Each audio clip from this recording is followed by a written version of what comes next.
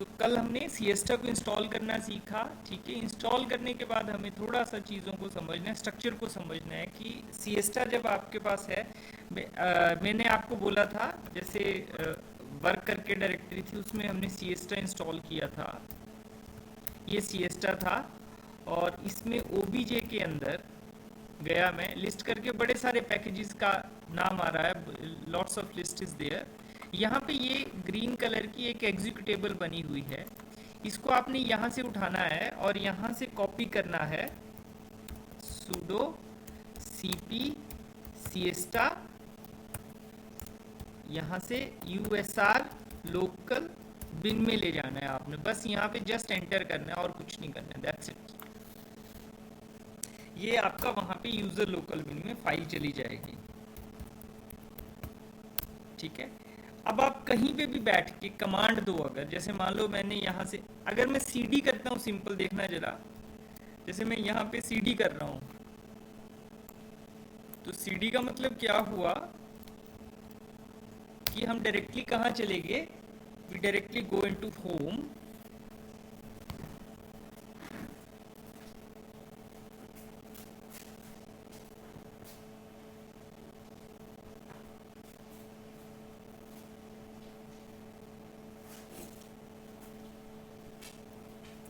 Home में चले गए, ठीक है।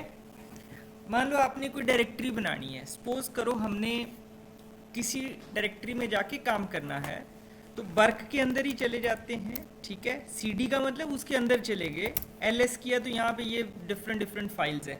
आपने मान लो कोई चीज़ स्टडी करनी है, कोई सिस्टम स्टडी करना है, ठीक है।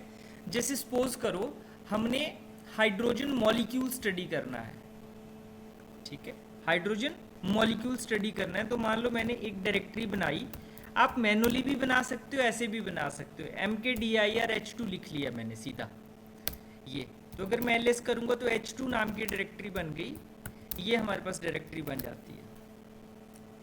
अब हाइड्रोजन के लिए जब आपने कैलकुलेशन करनी है मॉलिक्यूल के लिए, तो आप कैसे करोगे, इसका मतलब आपको दो मॉलिक्यूल्स चाहिए, तो आपको क्या चाहिए उसके लिए।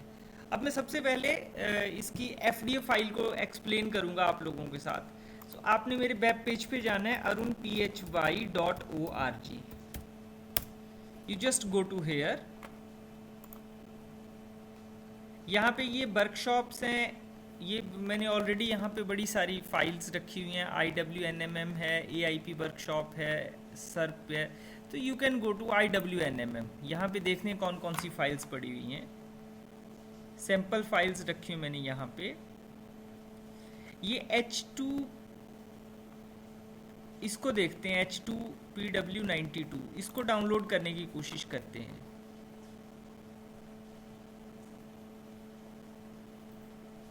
ये देखो, ये दो फाइल्स हैं, इनको डाउनलोड कर लो यहाँ पे, just download these two files, इसको भी डाउनलोड कर लो, और दूसरी फाइल है उसको भी आप लोग डाउनलोड कर लो।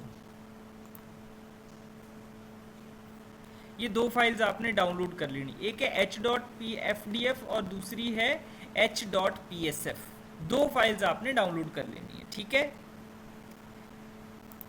तो मैं गया डाउनलोड्स में, ये फाइल्स पड़ी होंगी, ये देखो ये दो फाइल्स हैं, ये मैंने यहाँ से कॉपी की और होम में जाके मैंने वर्क नाम की एक डायरेक्टरी बनाई हुई थी, ये देखो होम में वर्क करके, ये देखो इसमें H2 नाम की डायरेक्टरी थी, यहाँ मैं इन दोनों को लेके चला गया,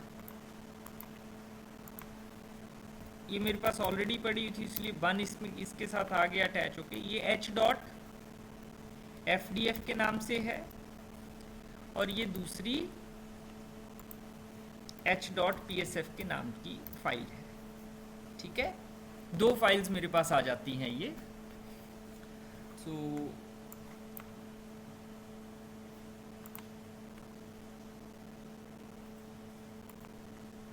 यहां तक आप लोगों ने कर लिया?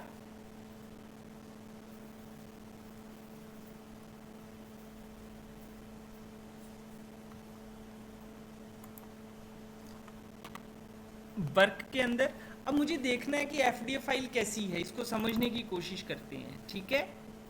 तो ये सिस्टम लेवल, ये आप अपनी मर्जी का कोई भी दे दो। अब हाइड्रोजन मॉलिक्यूल के लिए मुझे कैलकुलेशन करनी है, तो क्या होगा, 2 एटम्स होंगे हाइड्रोजन मॉलिक्यूल में, तो उसका नंबर ऑफ एटम्स कितने हो गए, 2। देन नंबर ऑफ स्पीशीज, एक ही तरह के एटम्स है दोनों, तो नंबर ऑफ स्पीशीज 2। अब सपोज करो मैंने कार्बन डाइऑक्साइड के लिए स्टडी करना है, तो कार्बन डाइऑक्साइड में नंबर ऑफ स्पीशीज 2 होंगी, एक कार्बन होगी, दूसरी ऑक्सीजन होगी। यहाँ पे ये स्पीशीज नंबर, एक ही स्पीशीज तो एक आ गया, एक इसका एटॉमिक नंबर आ गया, और ये हाइड्रोजन आ गया।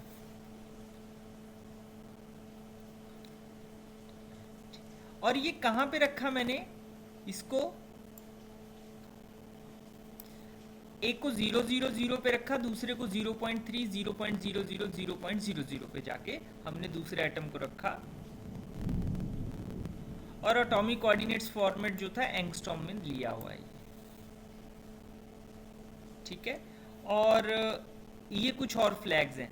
बोलने का मतलब सबसे इंपॉर्टेंट चीज ये है, जो एटम को जो आपके सिस्टम को डिफाइन कर रहा है, ठीक है। बाकी पैरामीटर्स हमने एज इट इज रखे, और ये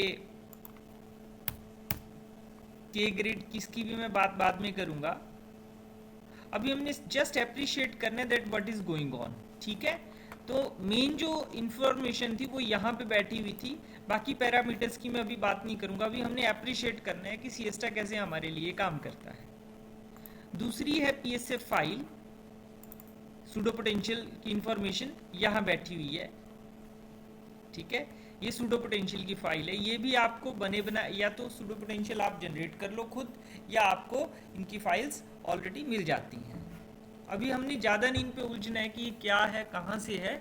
अभी हमने, हमारे काम की क्या चीज़ है कि हमने इसको समझना है, ये चीज़ कि ये मेरे पास जो था सिस्टम, बल्कि इसकी भी ज़रूरत नहीं होती, it is not needed here right now, ये ठीक है। तो एक एटम मैंने 0 पे रखा, दूसरा 0.3 पे लॉन्ग एक्स एक्सिस। सिंपल, यहाँ तक समझ आ रहा है आप लोगों को? इसको विजुअलाइज करके बताता हूँ मैं आप लोगों को, इसको सेव कर लेते हैं। अब अगर आपने इसको विजुअलाइज करना है तो आपको विजुअलाइजेशन का सॉफ्टवेयर इंस्टॉल करना पड़ेगा, if you want to visualize it. So इसका सॉफ्टवेयर है GDIS, sudo apt-get install GDIS। ये करो आप लोग, ये आपको इंस्टॉल करना पड़ेगा अगर आपने FDF फाइल को देखना है कि वो कैसी है। FDF का मतलब होता है फ्री डाटा फॉर्मेट फाइल, ठीक है। इसको इंस्टॉल कर लो, GDIS को इस तरह से। ये कर लिया है आप लोगों ने?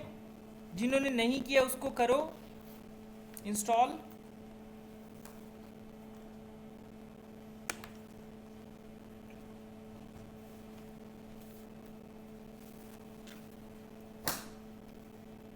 जिन्होंने इंस्टॉल नहीं किया है वो इसको इंस्टॉल कर लेंगे।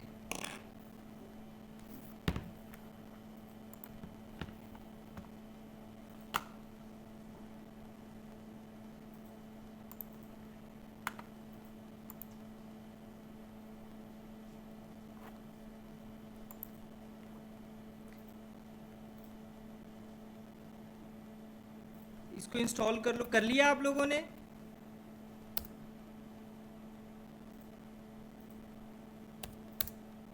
मेरे पास ये ऑलरेडी इंस्टॉल्ड है, तो देखो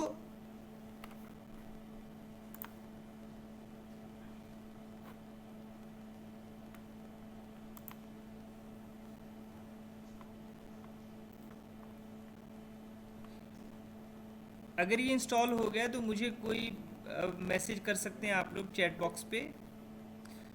सौरभ ने कर लिया, अंजलि ने कर लिया, ठीक है। GDIS इंस्टॉल हो गया है औरों का?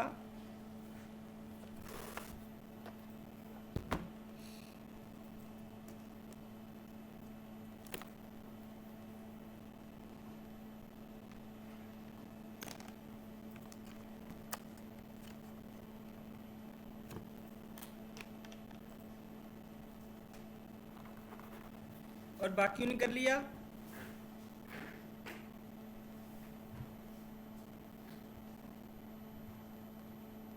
श्रेया का हो गया, अमन, श्रेया, जागृति, GDIS। टर्मिनल पे आपने ये लिखना है,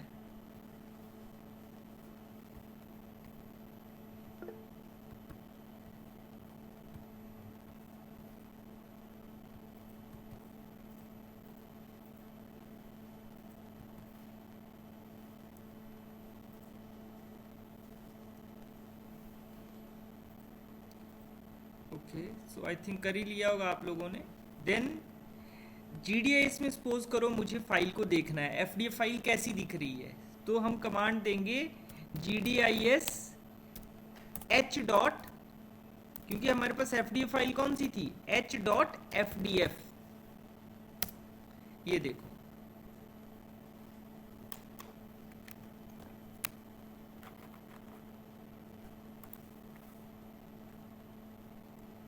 ये देखो दोनों दो हाइड्रोजन के एटम मुझे दिख रहे हैं, but they are very close to each other. थोड़ा दूर कर लेते हैं इनको, थोड़ा सा इनको और दूर कर लेते हैं। तो दूर करने का तरीका क्या था, आप ओपन करेंगे h.fdf को,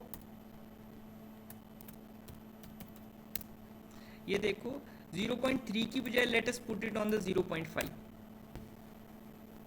0.6 पे रख लेते हैं, ठीक है। 0.6 पे रखा। अब देखते हैं, ये देखो जरा, लेट अस सी, ये देखो दो हाइड्रोजन के एटम इस तरह से एक दूसरे के पास पास प्लेस्ड हैं। तो एक एटम हमने 0 पे रखा, दूसरा 0.6 पे रखा। अब मैं सिएस्टा की कैलकुलेशन रन करूंगा, ठीक है।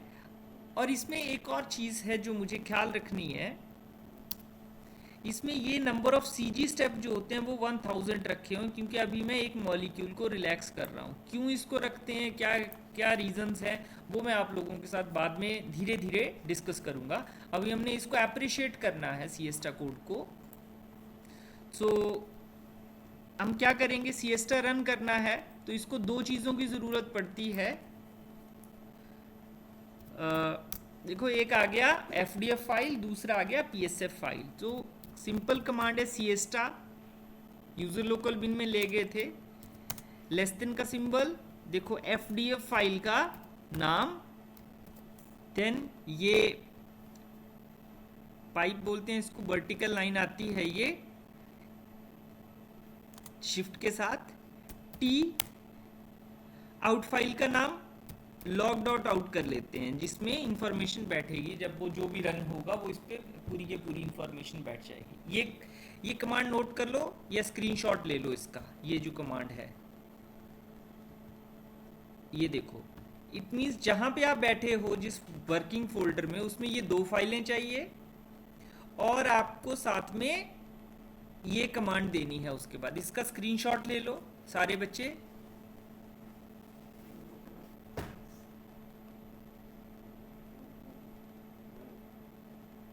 ले लिया,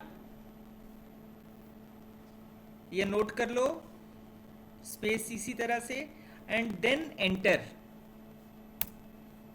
और ये कैलकुलेशन चल पड़ेगी थोड़ी देर में। And let us see what will happen.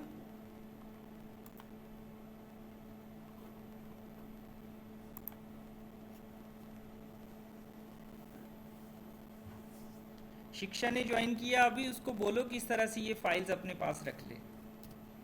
ये आ गया हमारे पास, आउट फाइल आ गई। तो आउट फाइल के बाद हमने क्या करना है देखते हैं। यहाँ पे XV फाइल बनी हुई है, तो XV फाइल को हमें विजुअलाइज करना है। आप नहीं अभी विजुअलाइज कर पाओगे क्योंकि आपके अभी वो पैकेज इंस्टॉल नहीं है, बट मेरे में है। तो XCrystal भी है एक यहाँ पे, ये मैं आपको कल बताऊंगा जब आप यहाँ पे आएंगे। तो H2.XSF, ये देखो ये हाइड्रोजन आ गया, और इसको मैं प्रिमिटिव मोड में जब देखूंगा तो ये मेरे पास यहाँ पे ये स्ट्रक्चर इसका ये आ जाता है, ठीक है। और अगर मैं डिस्टेंस देखने की कोशिश करूं तो ये कितनी डिस्टेंस आ रही है, 0.808। तो हमने 0.6 पे इसको रखा हुआ था स्ट्रक्चर को, ये 0.808 इसकी आई 0.81। अब आप कंपेयर कर सकते हो कि हाइड्रोजन मॉलिक्यूल में बॉन्ड लेंथ कितनी होती है, और ये बड़ी रफ कैलकुलेशन की हमने यहाँ पे, बड़ा सिस्टमेटिक स्टडी नहीं की, सिंपल हमने दो एटम्स को एक दूसरे के पास रखा एंड देन एक कैलकुलेशन चली और उसके बेसिस पे मेरे पास ये रिजल्ट आ जाता है। ठीक है, तो इस तरह से हमने हाइड्रोजन मॉलिक्यूल की कैलकुलेशन करने की कोशिश की। चेक करके बताओ जरा कितनी होती है हाइड्रोजन में bond length.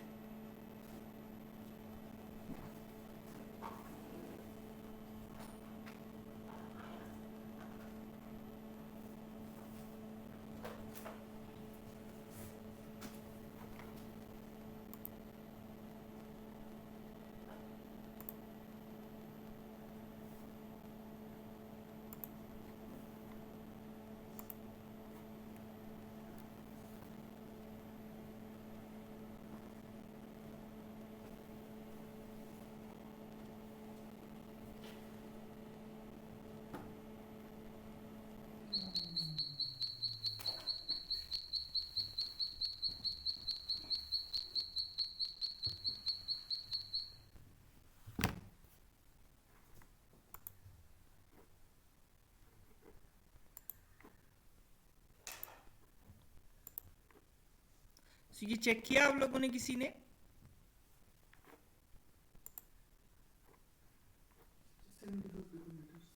It is 74 picometre means 0.74, तो ये 0.81 0.74 रफली अप्रॉक्सीमेट वैल्यूज हैं। और हमने एक बड़ी रफ कैलकुलेशन की, बड़ा सारा सिस्टमेटिक्स को हमने इग्नोर किया था। तो इस तरह से हमने एक सिंपल मॉलिक्यूल को स्टडी किया। इसी तरह से हम वाटर मॉलिक्यूल को भी स्टडी कर सकते हैं। ठीक है, अब वाटर मॉलिक्यूल के लिए क्या करूँगा, मैं देखता हूँ वाटर मॉलिक्यूल की अगर फाइल्स हुई हमारे पास।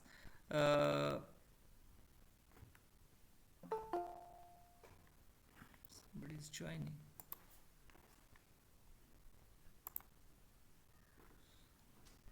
So ये आ गया हमारे पास files and then after that water is there, water is not there, या मीथेन मॉलिक्यूल, मीथेन नहीं बेंजीन का मॉलिक्यूल है हमारे पास। बेंजीन को करने की कोशिश करते हैं। ये मैंने बेंजीन को यहाँ पे रखा हुआ है। तो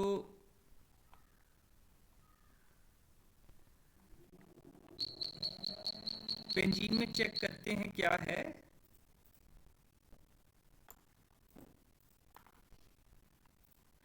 पूरा फोल्डर डाउनलोड करना है तो आप पूरा फोल्डर भी डाउनलोड कर सकते हो, क्योंकि ये पूरी कैलकुलेशन हुई पड़ी है इसमें। ठीक है, तो I think we can download it fully, पूरा कर लेते हैं डाउनलोड।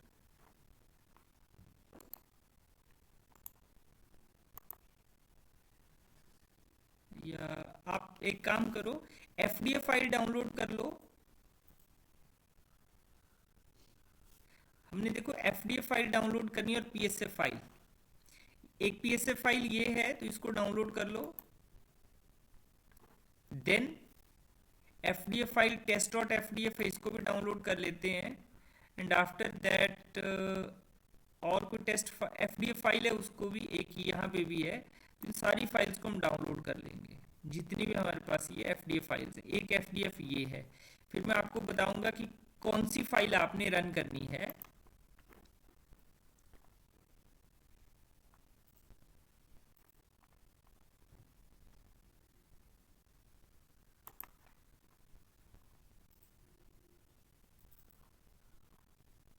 एंड h.psf फाइल भी है यहाँ पे, तो h.psf, ठीक है। एंड देन test.fdf भी थी, चलो इसको भी डाउनलोड कर लेते हैं। Let us see what are there. ये कुछ फाइल्स हमने डाउनलोड कर ली। दोबारा से वर्किंग डायरेक्टरी में जाएंगे। वर्किंग डायरेक्टरी में एक और फोल्डर क्रिएट करो, C6H6। ठीक है, ये किया हमने C6H6। अब डाउनलोड्स में गए, देखो फाइल्स करी थी हमने डाउनलोड, देखो एक तो था टेस्ट C6H6 टेस्ट, और ये और ये 3-4 फाइलें थी जो आपने डाउनलोड की, डाउनलोड्स में थी, वर्किंग में, ये C6H6 के अंदर इनको पेस्ट कर दिया। एक फाइल थी आपके पास C6H6.fdf, एक C6H6 अंडरस्कोर test.fdf थी, और एक फाइल आपके पास थी idc.psf,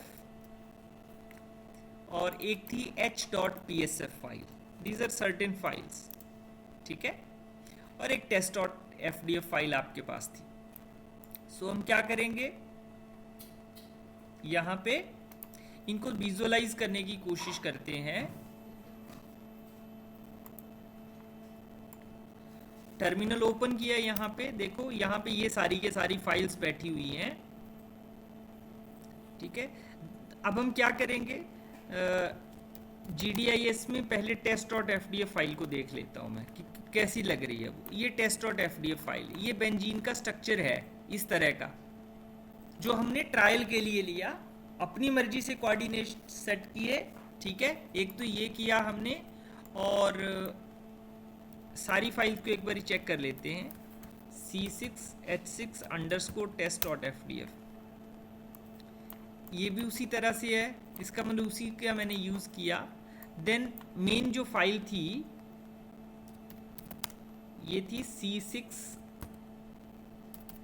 C6H6.fdf, ये फाइनल फाइल बनाई होगी मैंने प्रोबेबली, या ये फाइनल फाइल है। तो इट मीन्स आपने इस फोल्डर में, एक मिनट चेक कर लेता हूँ इसको, C6H6, ये हमने इनके कोऑर्डिनेट्स रखे हुए हैं। तो ये लैटिस पैरामीटर्स हैं हमारे पास, नहीं लैटिस वेक्टर्स, ये इस तरह से बहुत बड़े बॉक्स में हमने इन एटम्स को कन्फाइन किया। और यहाँ पे जो मेन चीज़ है, नंबर ऑफ CG स्टेप्स आप 100 रख लो, 1000 रख लो, ठीक है। 1000 बेटर है। अगर स्ट्रक्चर ऑटोमेटिकली कन्वर्ज हो जाता है तो वो आपको एक्चुअल कैलकुलेशंस दे देगा करके, ठीक है। सो यही आपकी फाइल है। इसकी, इट मीन्स इसकी भी ज़रूरत नहीं थी, इसकी भी ज़रूरत, जो टेस्ट फाइल्स FDF है इनकी ज़रूरत नहीं है, तो हमने मेन जो काम की फाइलें थी वो रखी यहाँ पे। That means we will need only these 3 files, ठीक है। अब हम क्या करेंगे, उसी तरह से सिएस्टा रन करेंगे। सिएस्टा कौन सी फाइल चलाई जाती है, C6H6। अब इसमें एक और इंटरेस्टिंग चीज़ थी जो मैं बताना भूल गया। अब ये बेंजीन मॉलिक्यूल था, बेंजीन मॉलिक्यूल में 6 कार्बन एटम थे और 6 हाइड्रोजन के एटम थे। तो इट मीन्स 2 तरह की स्पीशीज थी, एक कार्बन था, दूसरा हाइड्रोजन था। तो कार्बन को कौन रिप्रेजेंट कर रहा है, 1, और ये क्या था, इसका एटॉमिक नंबर। ये क्या है, 2 किसको आइडेंटिफाई कर रहा है, हाइड्रोजन को, और इसका एटॉमिक नंबर 1 है। तो इट मीन्स यहाँ पे ये जो 1 1 1 1 1 लिखा हुआ है ये कार्बन है, और जहाँ 2 2 2 2 लिखा हुआ है ये हाइड्रोजन है, ठीक है। इसको मैंने एक बड़े से बॉक्स में कन्फाइन कर दिया। क्यों बड़ा बॉक्स ले रहे हैं उसकी हम बाद में बात करेंगे जब हम पीरियोडिसिटी को डिस्कस करेंगे, ठीक है। अभी आपने अप्रिशिएट करना है इसको, कोड को, ठीक है। तो ये सिंपल कमांड आपने देनी है यहाँ पे,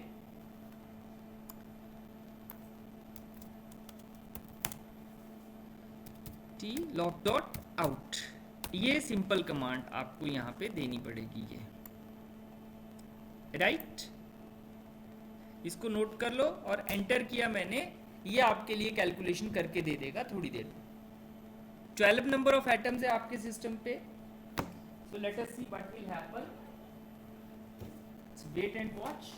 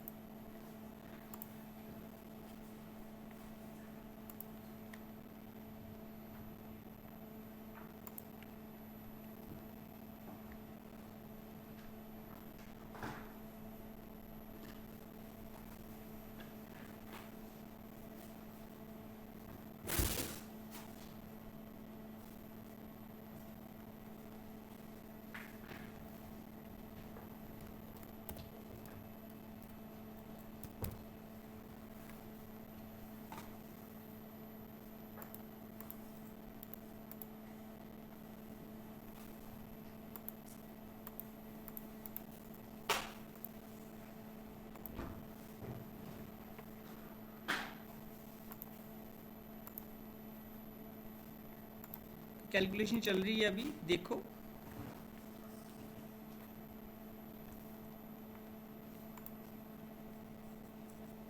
एक और फाइल बनती है, let me check whether that will run, बनेगी कि नहीं बनेगी।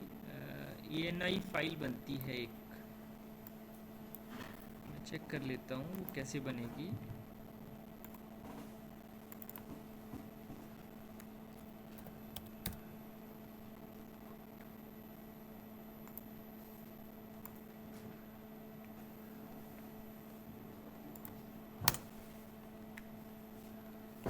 राइट MD_Xmol को हमने ट्रू करना है, मैनुअल में ये दिया हुआ है। मैं चेक कर लेता हूँ क्या ये है हमारे पास कि नहीं। FDF फाइल में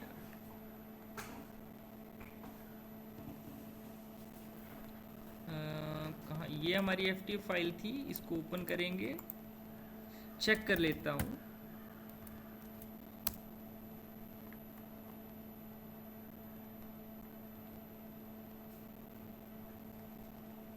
नहीं है। एक राइट MD_Xmol, ये मैं यहाँ पे लिख देता हूँ, यहाँ पे एक एडिशनल फ्लैग है, ताकि इससे क्या होगा कि हमारी ना हर ये पता चलेगा कि एटम्स किस तरह से मूव कर रहे हैं, how atoms are moving. Let me go to here is the file, इसको मुझे ट्रू करना है। बाय डिफ़ॉल्ट ये फॉल्स होता है। राइट MD_Xmol, इसको मैंने सेव कर दिया and I just come out of it. इसको मैंने बंद किया, एक बार फिर से मैं Siesta रन करूँगा। अब जब मैं Siesta रन करूँगा तो ये मुझे ANI फाइल बना के दे देगा साथ में। अब यहाँ कोई ANI फाइल नहीं बनी हुई, .ANI, it's big bonds DM FDF KP and so on. अब मैं दोबारा से कर रहा हूँ तो ANI फाइल यहाँ पे बन जाएगी एक स्टेप होने के बाद। अभी फर्स्ट कैलकुलेशन चल रही थी, इसके बाद आपको ANI फाइल मिल जाएगी प्रोबेबली।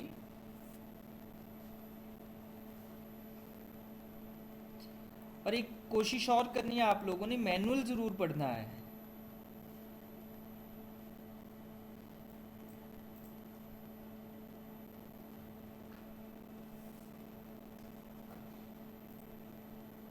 Siesta का मैनुअल आप लोगों ने ज़रूर पढ़ना है। यहाँ चेक करता हूँ मैं फाइल बनी कि नहीं बनी। XV file is there.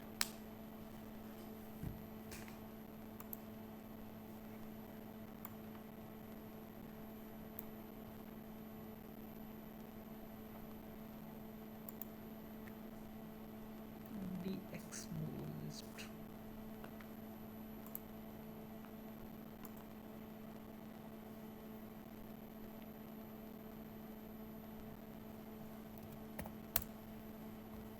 ये देखो, ये ANI फाइल बन गई, ठीक है। इसको मैं XCrystal में, अगर आप इंस्टॉल करो XCrystal, तो XCrystal की इंस्टॉलेशन में कल सिखाऊंगा।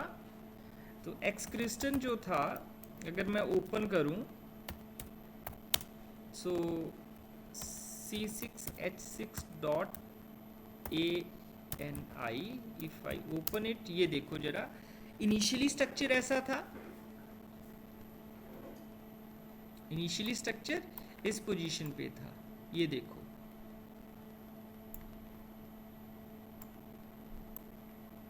अभी एक ही स्टेप हुआ है, अगले स्टेप में ये अपने आप की पोजीशन दोबारा से चेंज करेगा। सेकेंड स्टेप चल रहा है, ये देखो, इट्स सेकेंड स्टेप। यहाँ पे ये लिख भी रहा है new DM step 2।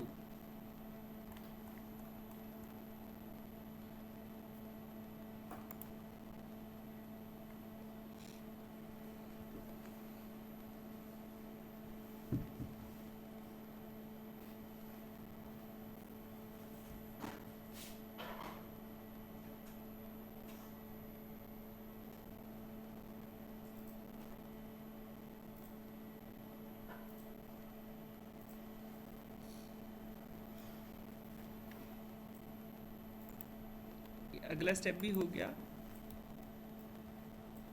It will take some time to relax the structure. ये देखो, ये था पहले स्टेप में, ये था, दूसरा स्टेप हो गया। दूसरे स्टेप के बाद ये देखो, थोड़ा सा इन्होंने कार्बन एटम्स एक दूसरे से दूर जाने की कोशिश की।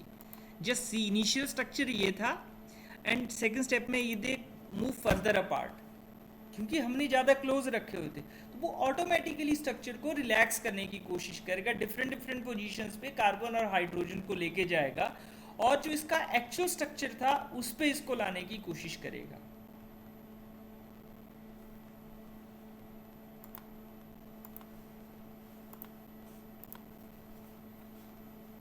ये देखो, it's third step, because number of atoms हमारे पास ज़्यादा है तो it will take more time.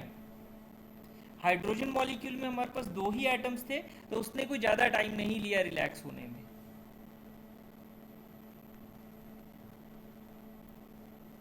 क्या आपकी कैलकुलेशन चल रही है इस तरह से?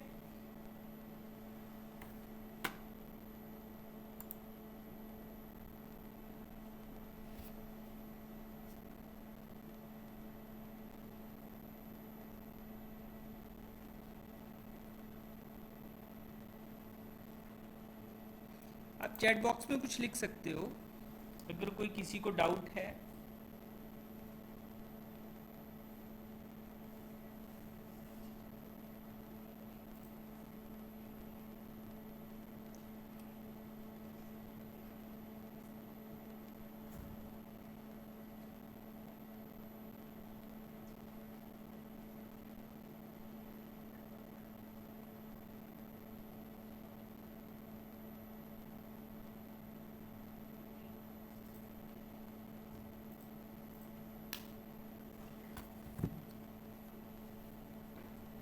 क्वेरी,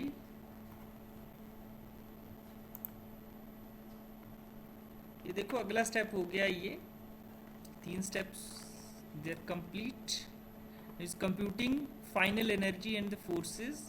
अगला स्टेप चल पड़ा, उतने में इसको देखते हैं ANI फाइल में। ये देखो तीसरे स्टेप में क्या हुआ, ये 1 2 ये और दूर जा रहे हैं। इसका मतलब इनपुट हमने एग्जैक्ट नहीं ली हुई थी, और ये कर क्या रहा है, means what this code is doing, ये कार्बन के एटम्स को या हाइड्रोजन के एटम्स थे उनको अपने हिसाब से थोड़ा थोड़ा डिस्प्लेस कर रहा है और उसकी एनर्जी कैलकुलेट कर रहा है। ठीक है, नई चार्ज डेंसिटी आ रही थी, फिर उससे एनर्जी निकालने की कोशिश कर रहा था, फिर थोड़ा सा और चेंज कर रहा था, फिर देख रहा है कि हायर एनर्जी की ओर वैल्यू जा रही है कि लोअर एनर्जी की ओर। अगर हायर की ओर जा रही है तो वो दोबारा पोजीशंस बदलेगा, लोअर की ओर जा रही है तो उसके आसपास एडजस्ट करने की कोशिश करेगा, और धीरे धीरे एक स्टेज हमारे पास ऐसी आएगी कि वहां पे वो स्ट्रक्चर फुली अपने आप को रिलैक्स कर देगा। और कर क्या रहे थे, means we are solving Schrodinger wave equation for different positions, but positions यहाँ हम चेंज नहीं कर रहे थे, ये कोड ही ऑटोमेटिकली पोजीशंस को चेंज कर रहा है। इसको कंजुगेट ग्रेडियंट मेथड बोला जाता है स्ट्रक्चर रिलैक्सेशन के लिए, जिसका यूज किया जाता है। और भी बड़े सारे मेथड्स अवेलेबल हैं, you can go through this what we call go through this manual also for that. Just see, अगला स्टेप जा रहा है, देखो कितनी देर लगती है इसके लिए।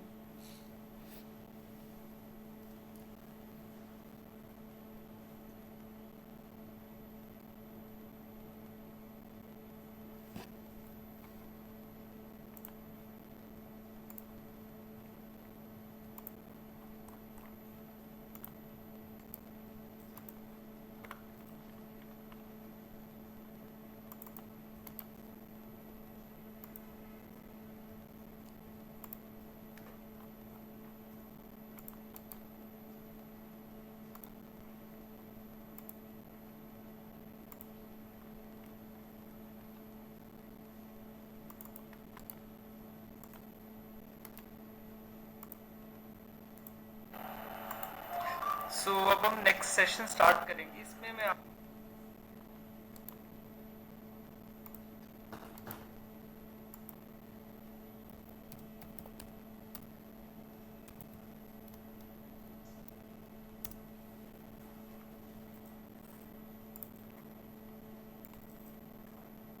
देखो 5th स्टेप चल रहा है, ये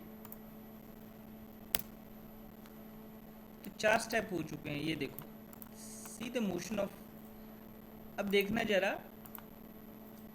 ये पहली पोजीशन थी, ये कार्बन के एटम बहुत क्लोज थे, ठीक है, और वैसे भी कार्बन की टेट्रावैलेंसी होती है,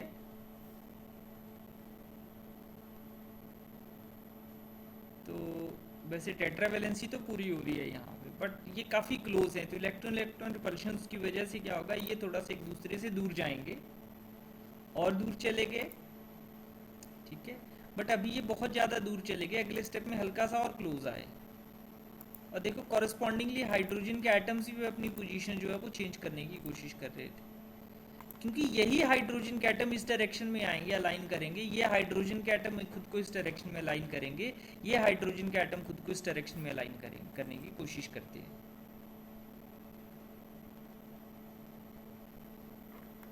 और अगर मैं आपको फाइनल स्ट्रक्चर बताऊं जो मैंने ऑलरेडी कैलकुलेशन की हुई है इसी सिस्टम के लिए, तो यहाँ पे ANI फाइल थी, आई थिंक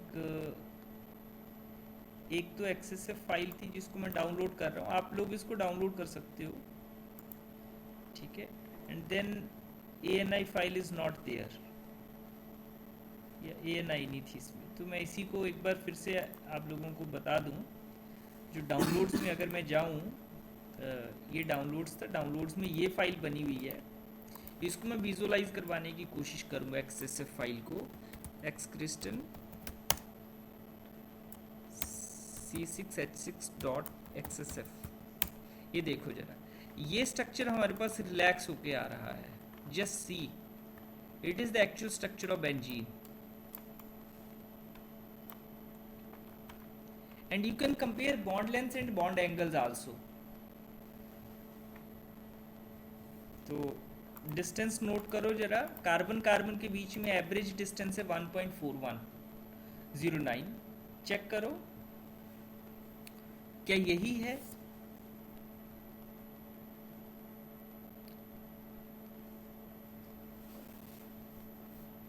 कार्बन कार्बन की बॉन्ड लेंथ कितनी आती है,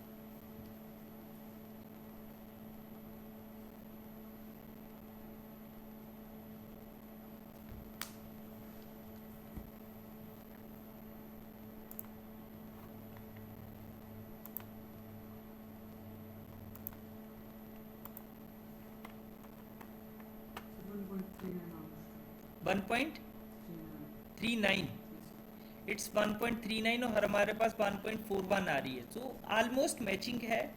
देन कार्बन और हाइड्रोजन के बीच की कितनी आती है उसको देखते हैं, देखो जरा, ये कार्बन ये हाइड्रोजन CH के बीच की कितनी आती है,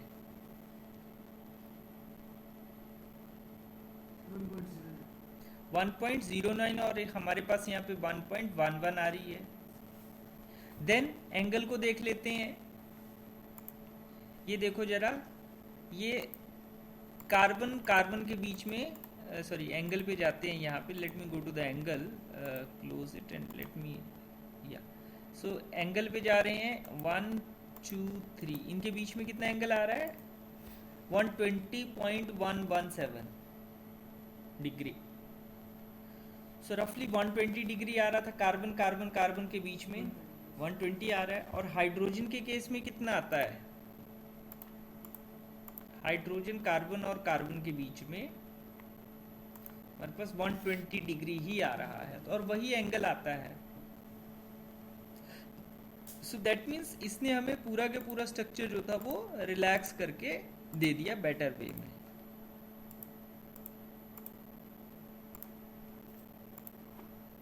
तो ये हमारे पास स्ट्रक्चर आ रहा है जो आपने कैलकुलेशन चलाई हुई है, और ये काफ़ी टाइम लगता है इसको होने में, ऐसा नहीं कि एकदम हो जाएगी ये देखो 6 स्टेप्स में कहाँ कहाँ ये गए एटम्स, देखो जरा, जस्ट सी, ये देखो। अब अगले में क्या हुआ, ये एटम्स पास आने की कोशिश लगे करने, ये देखो 5वें में और ये 6ठे में, और हाइड्रोजन दूर चला गया, तो हाइड्रोजन फिर इसके पास आने की कोशिश करेगा।